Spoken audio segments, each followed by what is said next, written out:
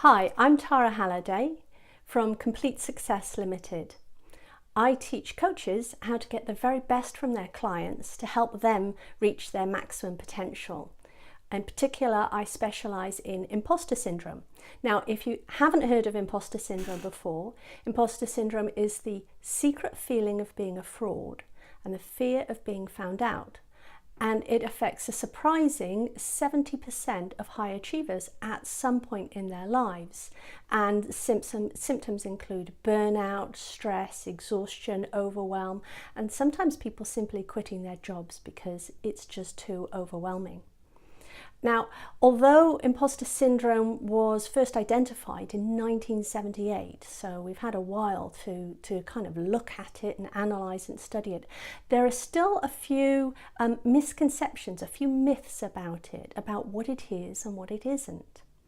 As I said, it's the secret feeling of being a fraud and the fear of being found out. Now, a lot of people who I speak to just coming across it for the first time think that it might be a lack of confidence or low self-esteem or a lack of competence.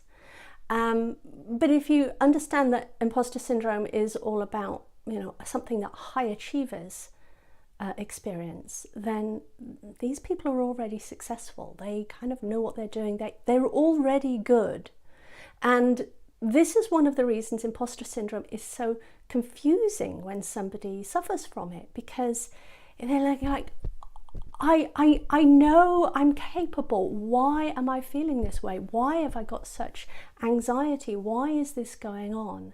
And that confusion then adds to the sense of helplessness around it.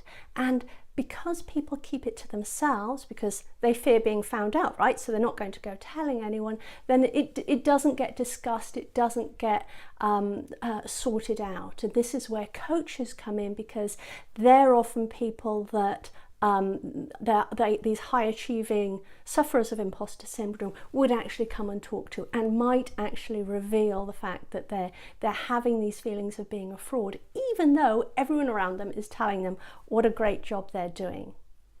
So one of the myths of imposter syndrome is that it's a lack of confidence, and another is a low self-esteem, and another is that it's a lack of competence. And as I said, this just isn't the case. And best if I give you an example. So when I was in my 20s, I climbed Snowdon, which is the highest mountain in Wales. And although it's the highest mountain in Wales, it's not a rock climb. It wasn't ice picks and things like that and ropes. It was a scramble. It was basically, a few hands and feet moments going up the slope. Now, I'd never done it before, and a friend of mine who wanted to climb, who'd done it a few times, explained the route and explained this is what it would look like. It'd be a bit of scramble here and there, but it'd be pretty straightforward. So I felt competent. I was certainly able to do a few scrambles, and I was fit enough to, spend a few hours climbing up and then a few hours climbing down. So it wasn't a lack of competence. I felt confident as well. He'd explained what the journey would look like, and I thought, yeah, I can do this. No problem at all. So we set out. We had the right gear on. The weather was cloudy, which was actually perfect because it wasn't too hot. So you can see the scene here. And so I started climbing up, and we got up and up and up and up and up to about, I'd say about 20 meters shy of the summit. And at that point, the ground started to be a little bit unstable. There were a few bits of slates that started slipping around, and it was getting to the edge of my comfort zone because it's getting a bit slippery, but I was still okay. So I climbed halfway up this slippery slope, this shingly slope. And as I did so, I looked down, and when I looked down, all these clouds had parted and I saw that this big lake that's at the bottom of Mount Snowdon, it looked tiny. We were very high up. Now, I have a fear of heights. I really don't like heights, and I froze. I could not go on, I could not go forward. I just froze in place like a rabbit.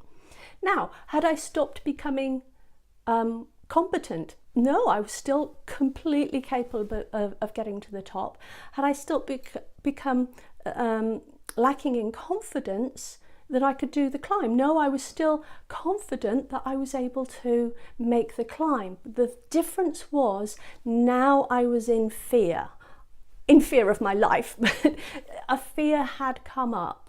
So you can see how clearly the difference is there. Nothing had changed, but a fear had come up. And this is exactly what happens with imposter syndrome.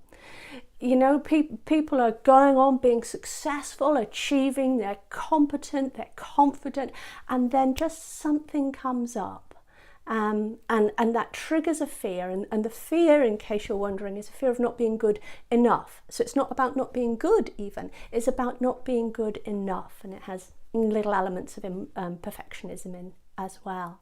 And that's really the fear. And because of some reasons I'll go to in another video blog, it leads to this feeling of fear and anxiety, feeling like I shouldn't be here.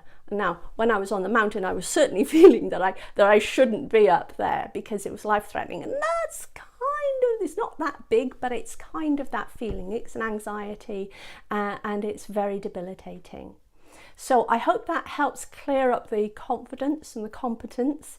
And just like to add, it's not about low self-esteem either. As I said, very confident, very capable people, already successful. So it's not low self-esteem either. So hopefully that's cleared things up. As I said, I'll do a follow-on video blog, and we'll go into what that fear is all about and and how it's come about. And till then, I'll see you then.